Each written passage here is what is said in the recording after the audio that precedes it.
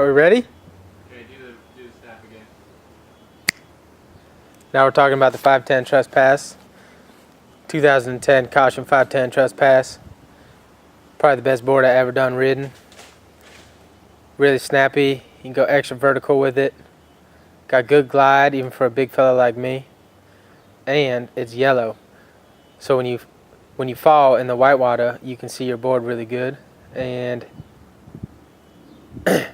we're not going to use it, so it doesn't really matter what I say, right? Oh, you could be talking about anything. Peter Scheibel looks really hot on it. Brendan looks extra hot. Blake Harrington needs to switch to a 510 because the 5.5 is too small for him. His stance his toes are on the nose. It's a beautiful day here in Santa Cruz.